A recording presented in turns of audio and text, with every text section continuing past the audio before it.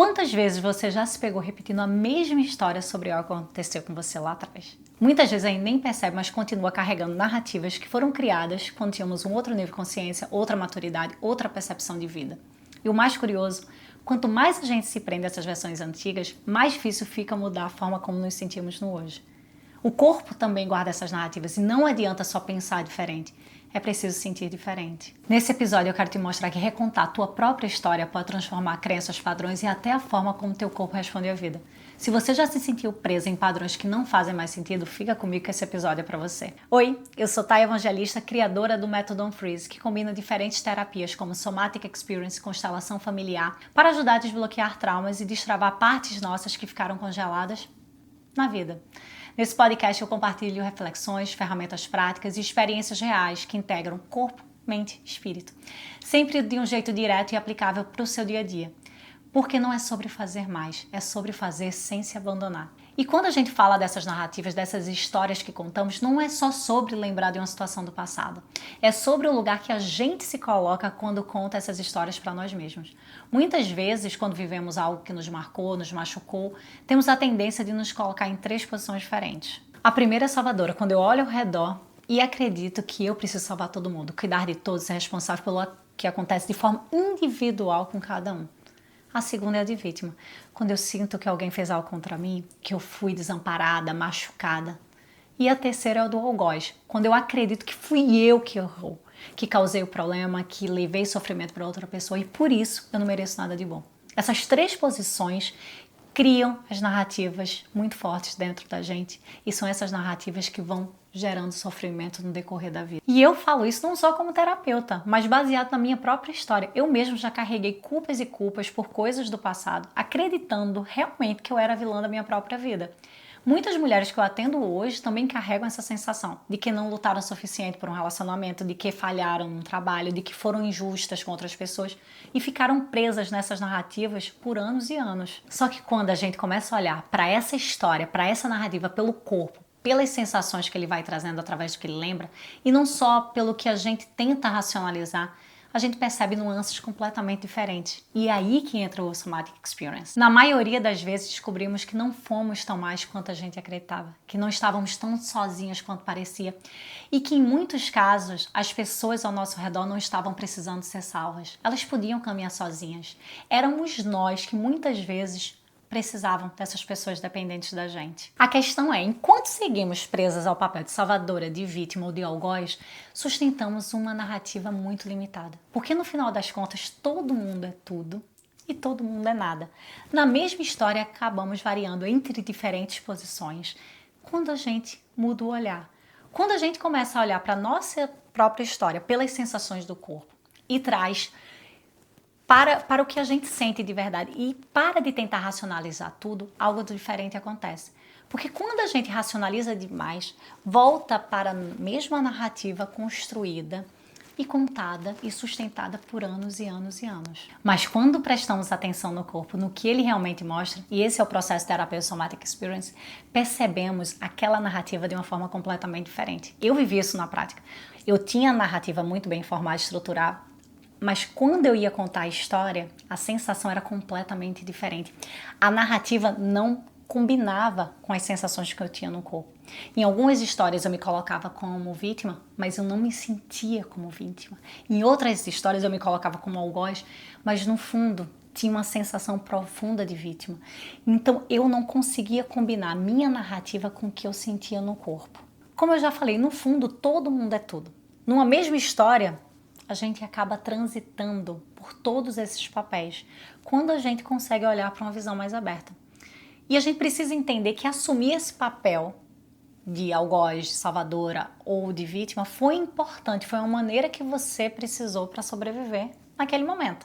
Hoje, com mais maturidade, consciência e segurança, conseguimos acessar sensações que antes estavam bloqueadas e ampliar o olhar para a história. E é nesse espaço de segurança que a história que a gente contou por tantos anos começa a mudar. Quando eu percebo que naquela história, que eu sempre me defini como errada, como má, na verdade existem outros fatores, outras pessoas, percebo que eu não preciso carregar tudo sozinha. Muitas vezes a outra pessoa também errou, ou a própria situação o levou ao desfecho que aconteceu. Então eu não preciso sustentar uma culpa eterna, nem me punir por cada detalhe no presente. Porque muito do que pesa hoje nas nossas costas é a soma de culpas antigas que a gente vem carregando. Então, como tem muita culpa já, menor culpa que a gente comete hoje, é muito difícil para o nosso sistema nervoso carregar. É como se a gente já estivesse no limite de culpa para a gente conseguir desenrolar. Porque cada mínima culpa, a gente está colocando ali naquela pilha. Ou quando a gente revisita uma situação que a gente foi vítima, se sentiu sozinho, indefesa. Mas quando a gente consegue ter segurança e olhar para aquele cenário novamente e perceber que a gente não estava tão sozinha assim, que tinham pessoas nos dando suporte. Ou a gente percebe que a gente foi desacreditada no nosso trabalho, mas que em outras situações a gente teve sucesso, a gente conseguiu alavancar na nossa carreira. E isso nos dá coragem para retomar a nossa força, porque por muito tempo a gente foi se desacreditando baseado naquela narrativa de que a gente era vítima. E quando a gente consegue se conectar com a nossa coragem, consegue lembrar qual é essa sensação no nosso corpo, a gente cria uma força que a gente nem lembrava que existia e que a gente tinha deixado de lado por muito tempo.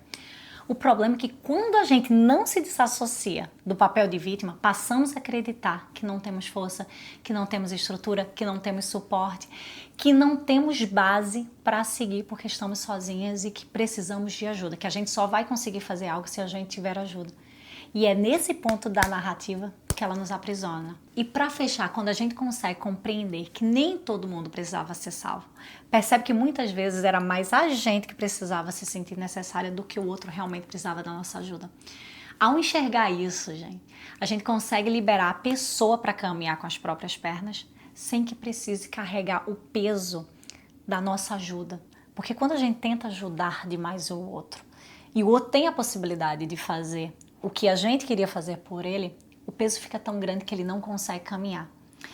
Esse olhar mais amplo para a vida, quando a gente consegue perceber o algoz, a vítima e a salvadora, no momento presente, a gente consegue criar uma capacidade de segurança para perceber onde é que a gente se colocava e permitir as mudanças nas narrativas antigas e assim ter força para viver de uma forma mais leve, reconstruindo essas narrativas.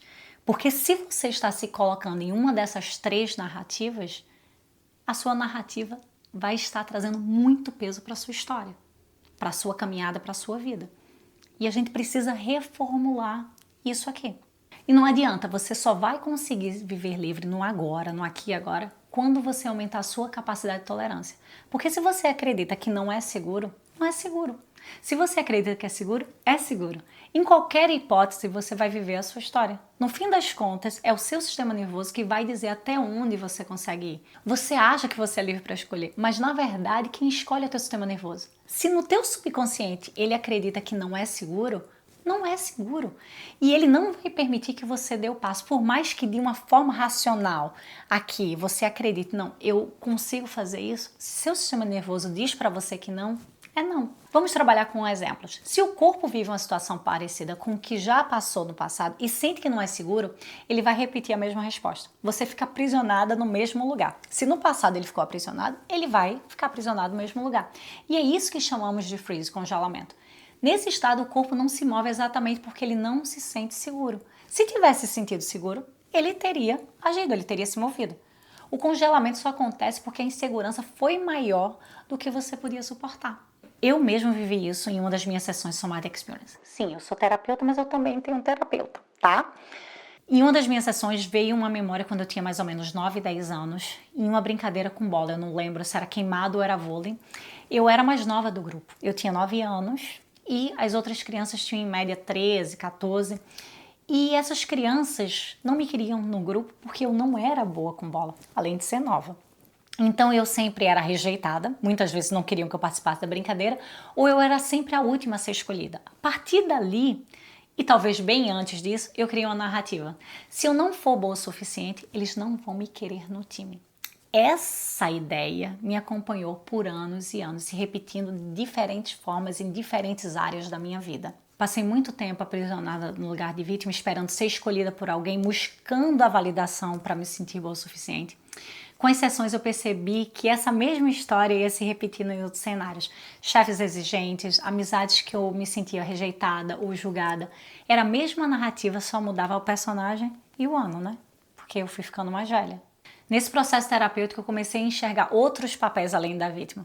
Me vi no papel do algoz, vinha a sensação de atrapalhar a brincadeira, desapontar todo mundo. E como essa sensação era forte, né? O peso de que eu não queria ser a pessoa que estava atrapalhando todo mundo, de desapontar os outros. Era uma sensação gigante. Como também eu me via no papel de salvadora, eu pensava, não, então eu vou ficar aqui quietinha, não vou brincar, porque assim eu não atrapalho ninguém e todo mundo fica feliz. Mas por muito tempo eu permaneci só na posição de vítima, acreditando que os outros eram duros demais comigo. Então era a narrativa que eu contava. Era essa narrativa que me sustentava. Mas na verdade, eu transitava nos 3 papéis. E o mais forte quando eu fui para a sensação no corpo foi do algoz. Eu não queria desapontar ninguém. E eu me senti o tempo todo desapontando as pessoas. Carregando que eu era má por estar lá, ali, sendo inconveniente para eles. E essa narrativa se repetia sem que eu nem percebesse em tantas situações diferentes na minha vida. Todas as vezes que eu não me sentia segura no grupo, eu mudava o meu comportamento, a minha personalidade, para que eu não fosse rejeitada. Quantas vezes eu disse sim querendo dizer não, quantas vezes eu disse não querendo dizer sim, quantas vezes eu fui tão perfeccionista no meu trabalho com medo de ser rejeitada. Então, todas as minhas escolhas não eram baseadas naquilo que eu queria, era baseado no medo de ser julgada e rejeitada. Porque no final das contas, por mais que a mente racional entenda, já passou, tá tudo bem, aquilo ali você só tinha 10 anos, se o corpo não acredita, você não tá seguro, porque no final das contas, quem decide é o corpo quando é seguro. E aí que entra o sistema nervoso, porque não adianta falar somatic experience se a gente não falar sistema nervoso. E aí, para que você entenda, de um lado tem o sistema nervoso simpático, que é o de movimento, que dá energia pra gente agir e reagir. Ele coloca o coração para disparar, a respiração fica mais curta, manda energia pro músculo para que a gente consiga se movimentar.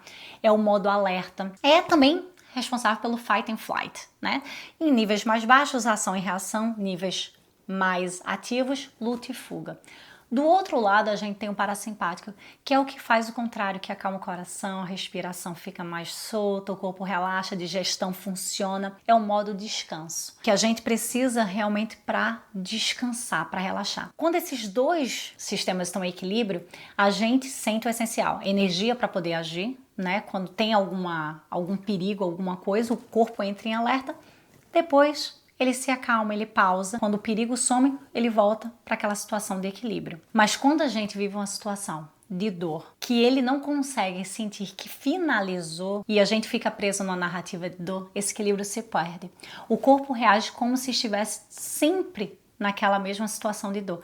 E isso que a gente chama de freeze. O corpo congela porque acredita que não é seguro se mover. Então ele fica no mesmo lugar. E aqui não adianta forçar a pensar diferente. A gente pode provar cientificamente que você não está mais no mesmo lugar. Mas se o corpo não se sentir seguro, não vai adiantar. Então o que funciona é sentir diferentes. Só quando criamos pequenos movimentos que a gente chama de pendular de forma segura, o sistema nervoso começa a acreditar que agora no presente já não é mais igual ao passado. E é nesse espaço que as histórias começam a mudar de verdade. Porque quando eu começo a ter sensações de segurança, o corpo vai relaxando para abrir espaço para sentir mais segurança. Se eu pudesse deixar uma imagem hoje aqui clara para você, seria essa. Cada vez que você dá ao seu corpo a chance de sentir segurança, você abre espaço para reescrever a sua narrativa. Louco, porque hoje trabalhando com isso eu vejo e também sinto em mim que quando nos damos permissão para sentir, coisas que estavam guardadas lá no inconsciente por anos e anos começam a aparecer. Como quando eu percebi que muitos dos meus medos que vinham de experiências, eu tinha 9 anos. O medo de ser bom o suficiente, o medo de ser excluída, o medo de ser rejeitada. Nem tudo isso que você considera personalidade é realmente a sua personalidade. Muitas vezes é uma resposta traumática. Eu achava que eu era perfeccionista, na verdade era uma resposta traumática. E eu mereço viver mais leve. E eu sei que você também merece. Viver de forma controladora, hipervigilante e hiperativa não é leveza. É o sistema nervoso gritando que não está seguro. E pensa comigo, não faz sentido viver a vida inteira como se tivesse um leão atrás da gente. Não, né? Mas é assim que a gente vive por muito tempo, com medo constante de rejeição. Como se o perigo estivesse ali o tempo todo. Isso é exaustivo e eu sei disso porque eu vivi assim por muito tempo. Eu sei que eu ainda tenho muitos passos para caminhar, mas com certeza a caminhada está muito mais leve do que era. E é isso que eu queria trazer para vocês hoje. Nos próximos episódios eu quero continuar essa conversa sobre sistema nervoso, sobre Somatic Experience e como cultivar segurança no corpo. Mas para isso você precisa entender as respostas que teu corpo te dá quando ele está no simpático, quando ele está no parasimpático, para que você comece a conhecer o seu corpo e assim usar as ferramentas simples no seu dia a dia. E isso vai te dar mais segurança e capacidade para tolerar as situações da vida. Obrigado por estar aqui comigo, me permite compartilhar as minhas ideias com você. E da mesma forma que eu estou aqui compartilhando, eu vou amar se você quiser compartilhar as suas ideias. Se você se percebeu em algum desses lugares, vítima, algoz ou salvadora, talvez as 3 posições, e como é que isso reverberou ao você sentir isso. Quais são as narrativas que foram firmando aí na sua cabeça e que já estão fortes e firmes há muito tempo, que está muito firme, regrado. Eu sou vítima, eu fui vítima, ou eu sou a salvadora, eu fui a salvadora, eu fui o algoz, eu sou o algoz. Como é que está isso formado? Tenta perceber nas suas narrativas se você se prende muito nesse lugar. E esse é o método Unfreeze em movimento. A gente se encontra no próximo episódio.